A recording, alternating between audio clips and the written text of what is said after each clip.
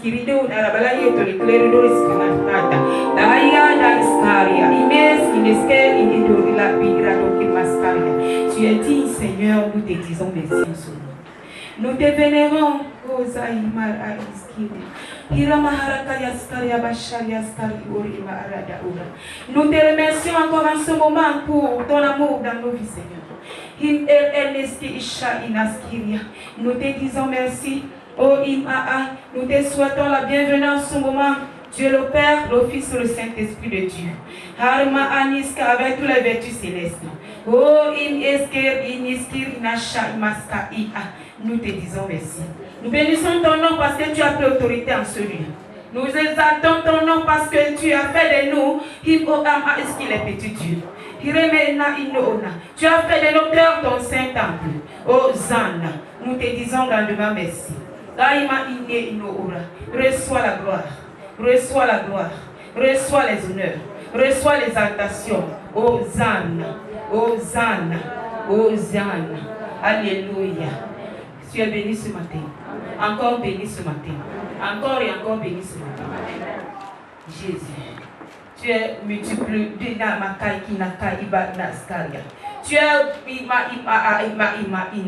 Tu es élevé supérieur. Tu es élevé ce matin. Tu as reçu l'élévation supérieure ce matin au nom de Jésus. Tu as reçu l'élévation supérieure ce matin au nom de Jésus. Pourquoi tu l'as reçu? Parce que Christ est en toi. Pourquoi Christ est en toi? Parce qu'il t'a tant aimé. Hosanna. Tu es encore couvert de grande gloire ce matin. Que les yeux physiques s'ouvrent maintenant pour voir cette gloire qui est en présence du Dieu, le Père, le Fils et le Saint-Esprit avec son peuple. Amen. Que tout le monde dise Amen. Alléluia. Béni soit le nom de Dieu. La prière que tu es en train de lever dans ta maison est en train d'aider la personne quelque part. Alléluia. Un serviteur de Dieu qui avait un problème, il était en train de suivre le frère de l'un de ses fidèles. Il était au coma à l'hôpital. Il a commencé la prière le premier jour. Il veut aller le deuxième jour. L'Esprit de Dieu lui dit ne pars pas dehors. Il dit Seigneur, si je ne pars pas, mon fidèle va se fâcher contre moi. J'ai commencé les prières. Et tu sais, toi-même, tu as dit que cette maladie-là, ce n'est pas une maladie d'hôpital, alors tu dois intervenir. Je vais alors faire comment? Dieu lui dit, le Seigneur lui dit, dehors. Il s'est couché dans sa chambre. Cela n'a même pas fait 15 minutes. Il entend sur la porte, coucou, quelqu'un cogne à la porte. Il ouvre la porte. Il voit une jeune fille. Elle se jette au-devant de lui. Elle dit, si je ne te trouvais pas, j'allais partir me jeter dans les eaux pour mourir. Quand je passais pour me jeter dans les eaux, je ne te connais pas. Il y a quelque chose dans mon cœur qui m'a dit que entre ici dans cette maison. Je suis entré, il s'est trouvé, je vais aller mourir. Le serviteur de Dieu lui dit ne meurs pas. Dieu s'est servi du serviteur de Dieu pour ramener cette fille en vie. Elle est pasteur aujourd'hui. Et quand le serviteur de Dieu a fait cela, à l'instant là, à l'hôpital, l'homme qui était au coma est revenu à la vie. Amen. Nous devons demeurer à la parole de Dieu pour rester connectés à la volonté de Dieu. Amen. Nous allons prendre Matthieu chapitre 9, verset 16 à 17. Matthieu 9. Nous allons écouter beaucoup de paroles ce matin qui doivent entrer en direct comme nous les entendons dans nos vies. Matthieu chapitre 9, verset 9. Matthieu chapitre 9, verset 16 à 17. 9, 16 à 17. Matthieu chapitre 9, verset 16 à 17.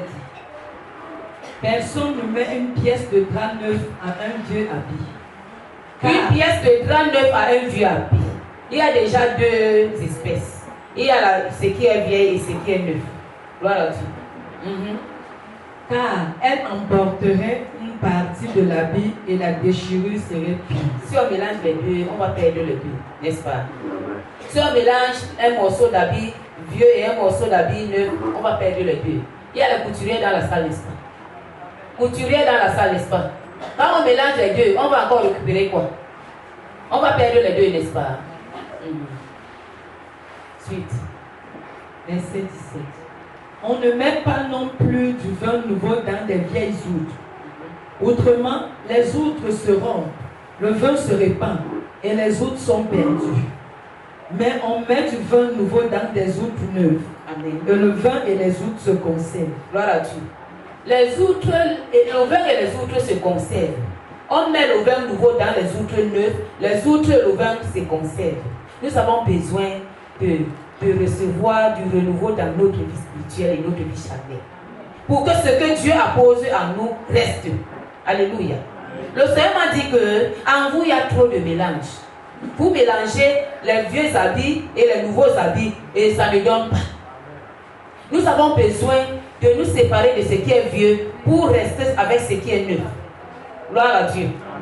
Quand je parle de vieux et de neuf, cela veut dire quoi? Cela veut dire que nous avons des choses qui sont antiques que nous devons nous séparer de ça.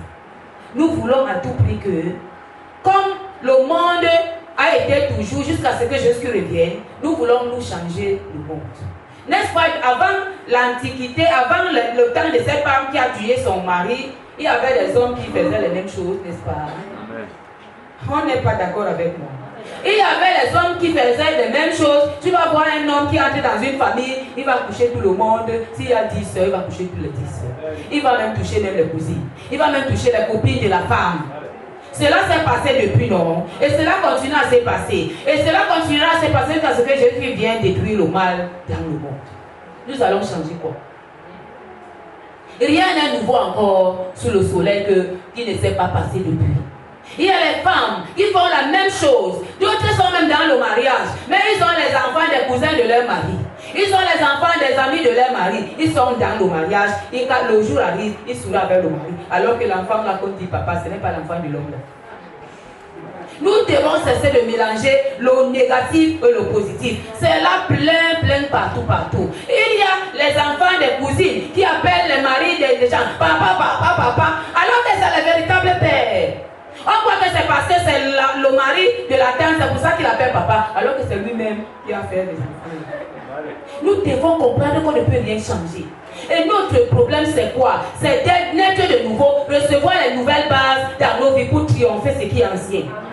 Nous avons besoin de ça. Parce que nous ne pouvons rien changer. Il n'y a pas les mamans qui font les coups, même les propres femmes qui accouchent leur fils, tu es en mariage chez lui, il fait les rapports avec son propre fils. Parce que pas ça le monde est ça.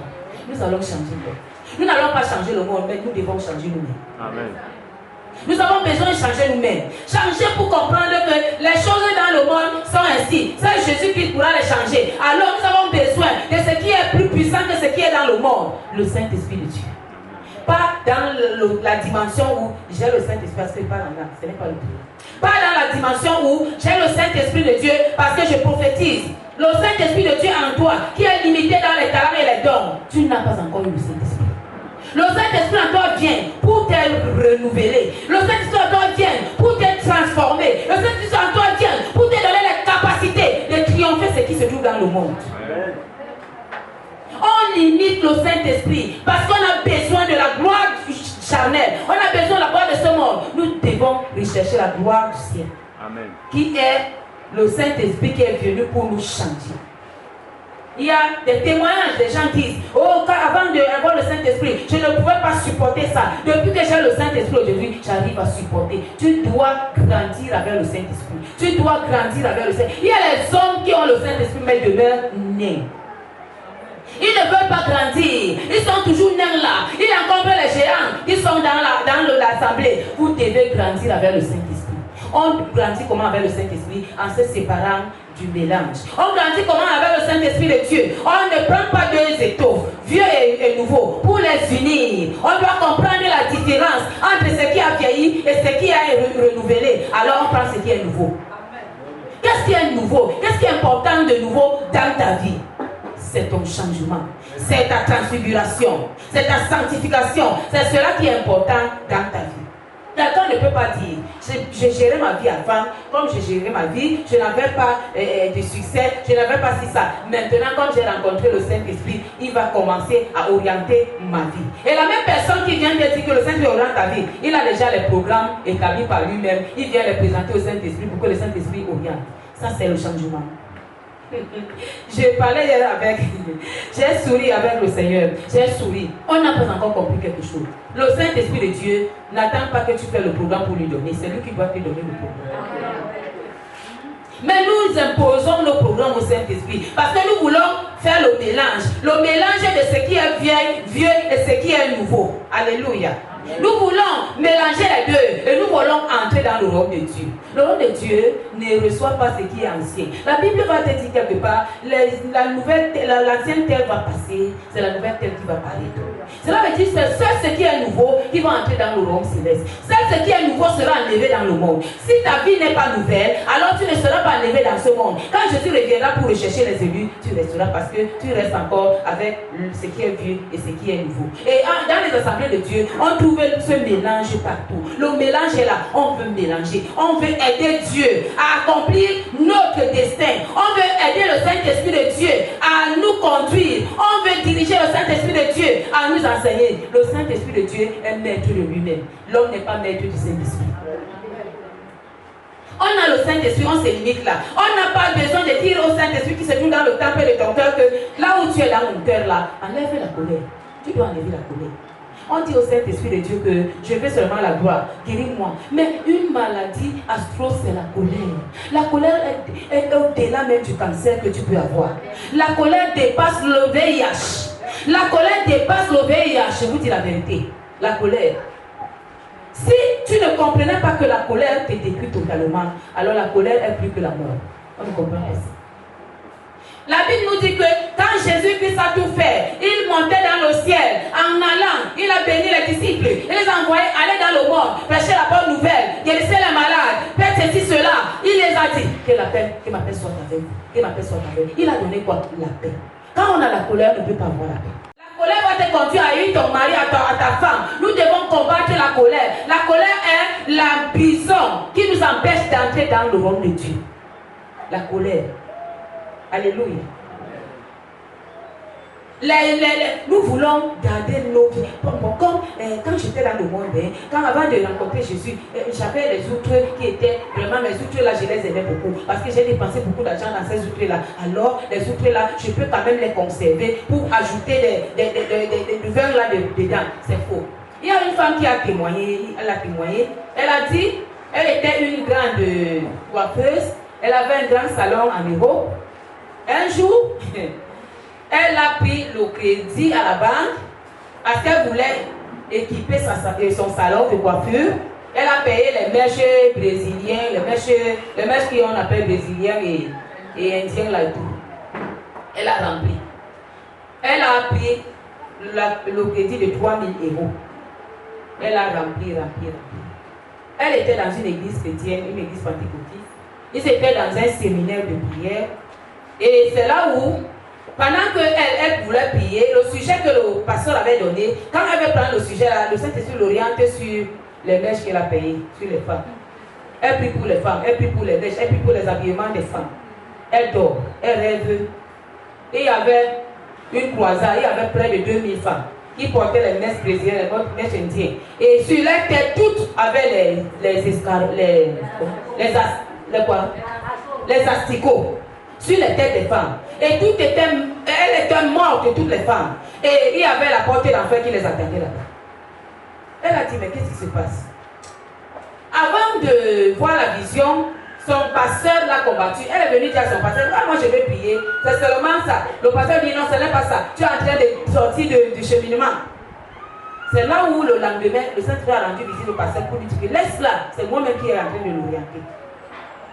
Quand elle a vu la vision, elle a dit, Seigneur, je ne peux pas.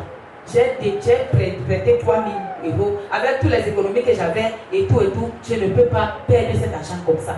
Elle dit qu'elle avait une partie de son salon de coiffure avec les mèches brésiliennes près là. Elle a insisté. C'est là où Dieu lui a montré maintenant ses propres personnes qui viennent là-bas coiffer. Elles sont mortes, elles sont parties en enfer avec les mèches brésiliennes sur la tête.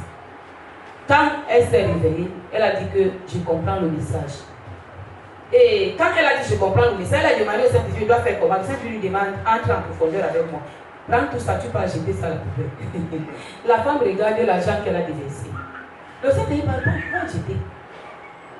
Elle a bagarré un peu avec le Saint-Esprit. On ne peut pas bagarrer avec le Saint-Esprit. Elle s'est embrouillée seule. Elle a pu trouver, elle est partie jeter. Quand elle a jeté ça, elle n'avait plus 5 francs. Et au moment où elle a jeté, c'est pas comme si on a chassé tous les clients au salon. Là, voici elle en euros. Elle loue la maison, elle n'a pas l'argent quelque part pour garder. C'est cet argent qu'elle payait la maison, elle n'a plus rien. Même pour manger, elle n'a pas. Alors que Dieu était en train de la racheter pour le salut éternel. Elle était à l'église, mais elle n'était pas encore rachetée. Elle était choriste, elle chantait, elle faisait les œuvres à l'église, mais elle ne savait pas Dieu en esprit et en vérité. Et il y avait le mélange. Les gens se sont moqués d'elle. Elle était devenue, puisqu'elle n'avait plus rien, Dieu l'a mis dans un four. Dieu a commencé à la briser. Partout où elle arrive, on se moque d'elle, on la rejette. Dieu était en train de la conduire dans le réseau de l'humilité. On la rejette partout. À un moment donné, elle a fait comme ça 2 ans de souffrance. Tout le temps, on venait, tu vas payer la maison. Quand elle met les genoux à terre, Dieu changeait les gens, ainsi de suite. 2e année, Dieu a ouvert une grande porte.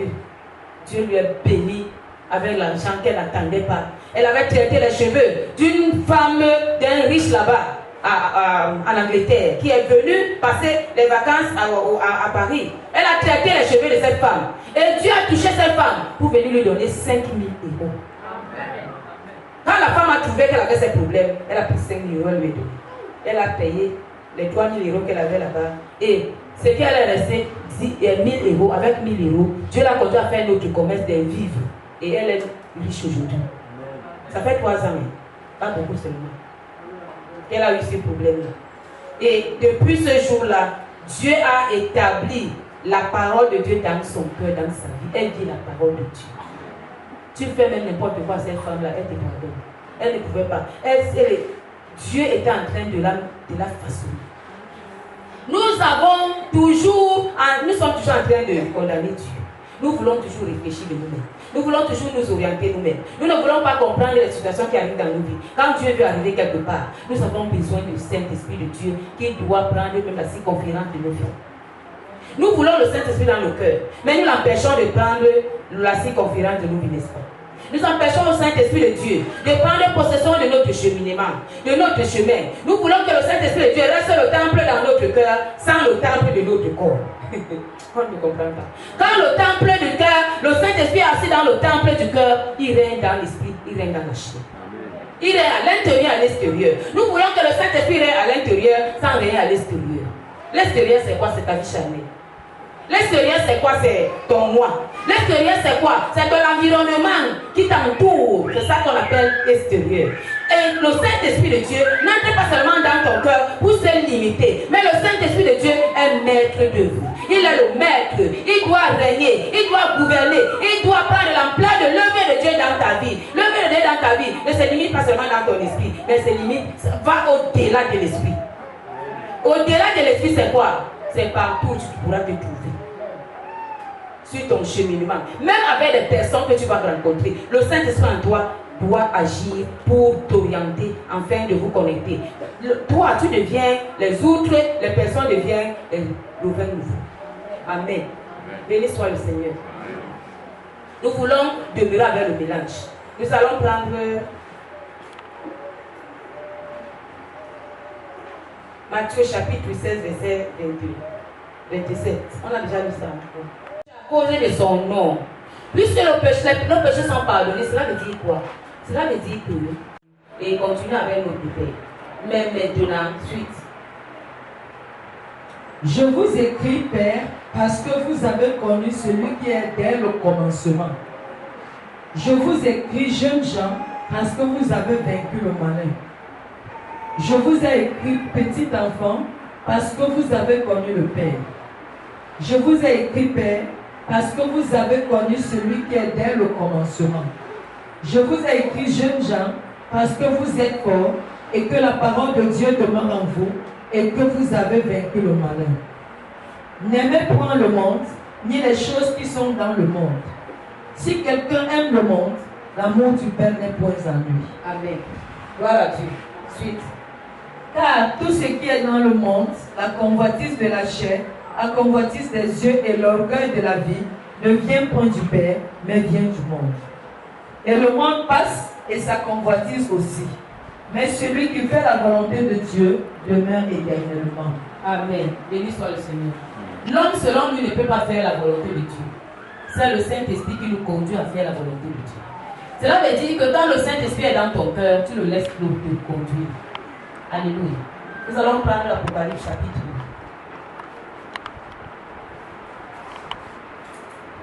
1. Apocalypse chapitre 20, verset 11. À partir du verset 11.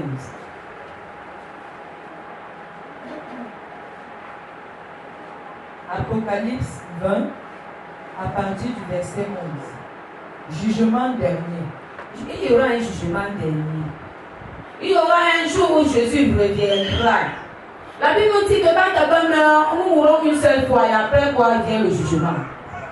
Il y a des gens qui sont déjà morts dans nos familles, sur notre chemin, dans nos quartiers, dans ce monde, dans ce pays, ils ne sont plus revenus jamais. On ne sait pas là où se trouve. Un jour, les morts et les vivants reviendront. Dieu jugera tout ce monde-là selon les œuvres de tout un chacun. Nos œuvres sont comment? Est-ce que nos œuvres glorifient le nom du Seigneur? Lecture. Puis je vis un grand trône blanc et celui qui était assis dessus. La terre et le ciel s'enfuirent devant sa face et il ne fut plus trouvé de place pour eux. La terre et le ciel s'enfuient devant lui, ne fut plus. Il y a un temps où ce qui est ancien doit passer, comme je venais de dire. La terre ancienne va passer. Les cieux anciens vont passer. Et tout va se renouveler en Jésus-Christ notre Seigneur. Nous devons comprendre que notre vie ne nous appartient pas. Notre vie ne nous appartient pas, notre vie appartient à Dieu. Il y a encore des hommes, des femmes, des enfants qui gardent encore leur vie à eux. Ils croient que leur vie les appartient. C'est pour cela qu'ils font ce qu'ils veulent, comme ils veulent, quand ils veulent. On fait tout comme on veut, quand on veut. Alléluia. Je regardais le monsieur qui est dans Jésus-Christ TV hier, avec les gens qui parlaient avec lui et tout.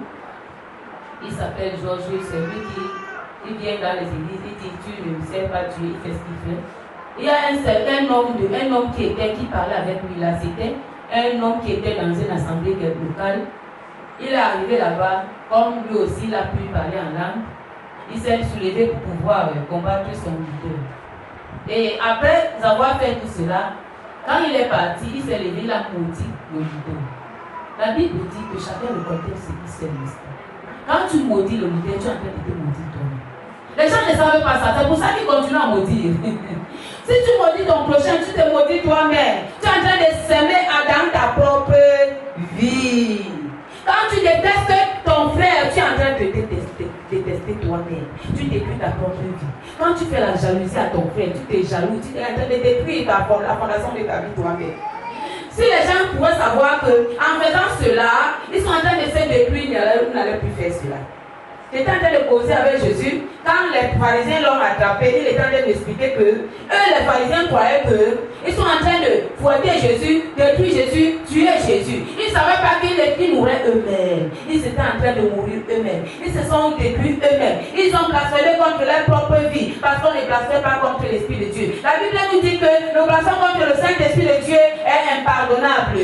Quand ils blasphémaient, ils croyaient qu'ils étaient en train de juger Jésus. Ils ont dit à Jésus, tu délivres par Bézébou. Ils disaient quoi? Ils étaient en train de s'aimer Bézébou, la délivrance qu'eux-mêmes élèvent dans leur propre vie par Bézébou. Nous devons comprendre que quand tu combats ton frère, tu es en train d'haïr ton frère, tu es en train de faire des abominations contre ton frère, tu es en train de s'aimer la mort, des abominations dans ta propre vie. Les gens ne savent pas ça. Qu'est-ce qu'il fait souvent? L'affection charnelle nous conduit à souffrir pendant que le mari a fait les impuretés dehors. Nous conduit à souffrir pendant que la femme a fait les impuretés dehors. Alors qu'il a détruit sa propre vie. Quand il part là-bas, c'est lui-même seul qui part parler le VIH là. Et le VIH là-bas disparaît. Ce n'est pas toi. Si tu es sincère avec Dieu, Dieu te protège, tu n'auras pas ça. C'est clair et c'est vrai. J'ai vécu avec quelqu'un qui parlait partout, les femmes partout, il avait eu le VIH. Le Seigneur m'a protégé de ça. Le VIH. Quand tu détruis ta propre vie, tu ne détruis pas la vie de ton frère. Tu détestes ton frère, tu te détestes toi-même. Si nous comprenons les choses là clairement, quand quelqu'un va te détester, ça va te faire mal passer c'est ton frère. Mais Tu vas l'abandonner avec ses fardeaux. Il est en train de porter ses propres fardeaux. Il le conduit dans sa dernière demeure, l'enfer. Suite. Et je vis les morts, les grands et les petits, qui se tenaient devant le trône. Je vis les morts, les grands et les petits, qui se tenaient devant le trône. Tous sont de morts, donc les morts, même si tu meurs de pas, même si on a mangé ta chair, tu vas ressusciter le jour. Et les œuvres que tu as établies quand tu viens dans le monde vont te suivre. Suite. Des livres furent ouverts.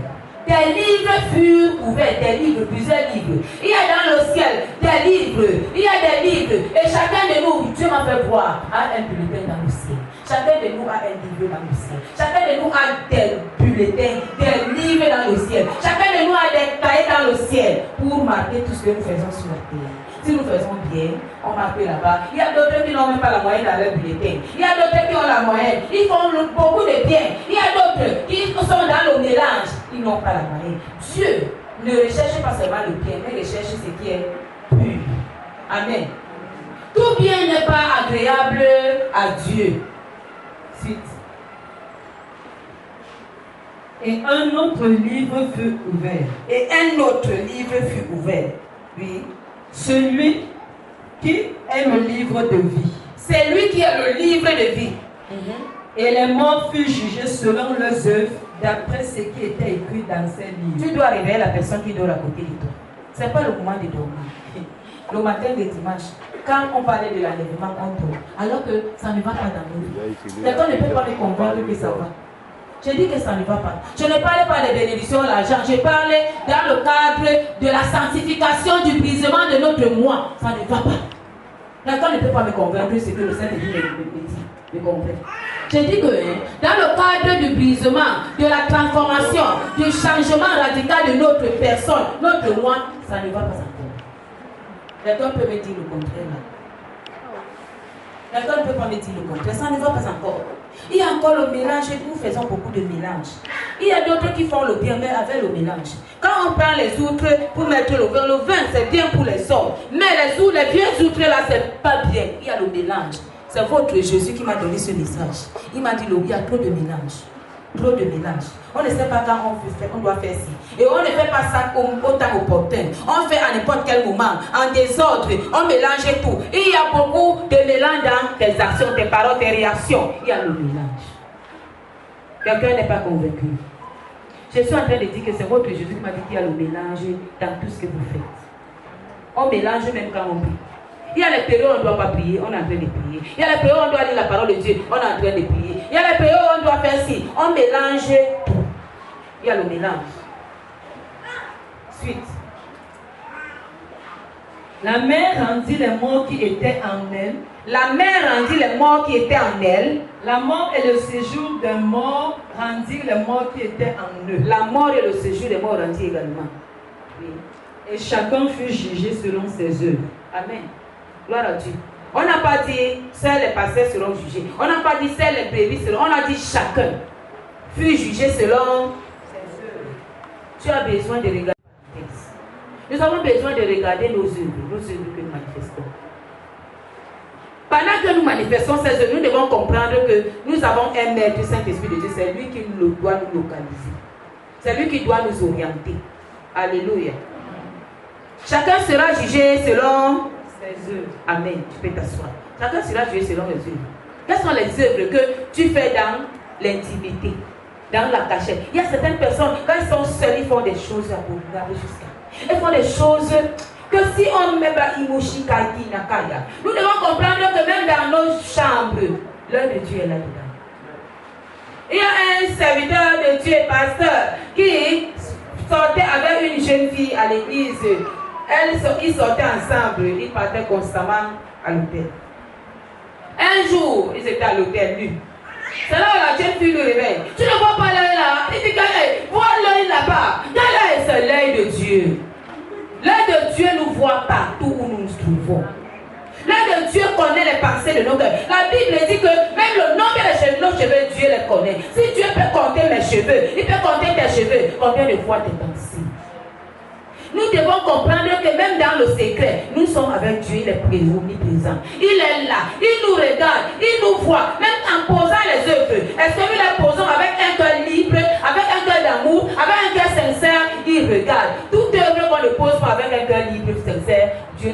ces œuvres-là.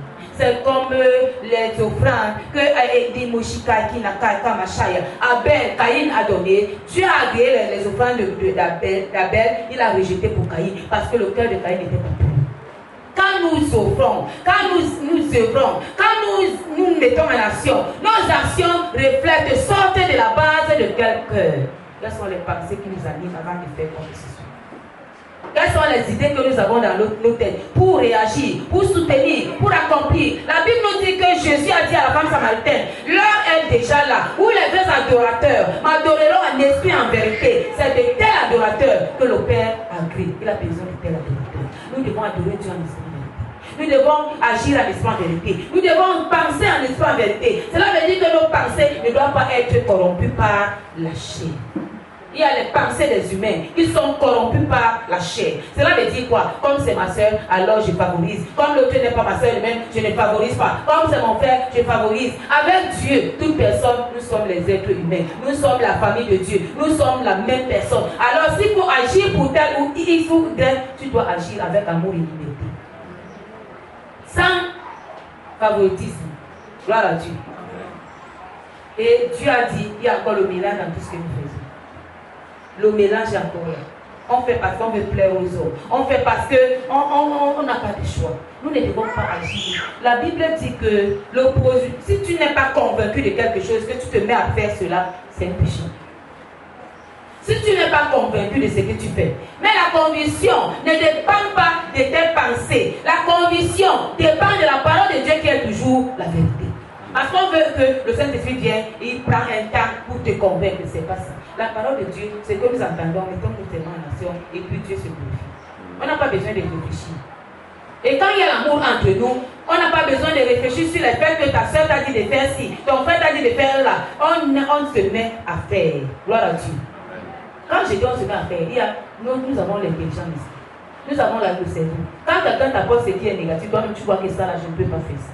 Ce n'est pas l'au-delà que j'ai dit. J'ai parlé de ce qui est bien, autant combinable. Amen. Amen. Nous devons servir Dieu en vérité. Alléluia. Amen.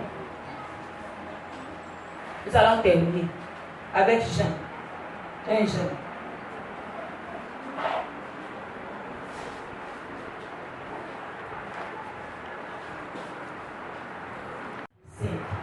Verset 18.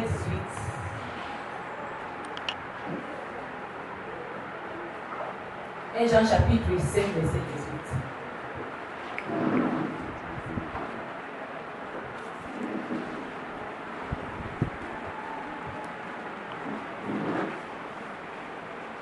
Jean chapitre 5, verset 18.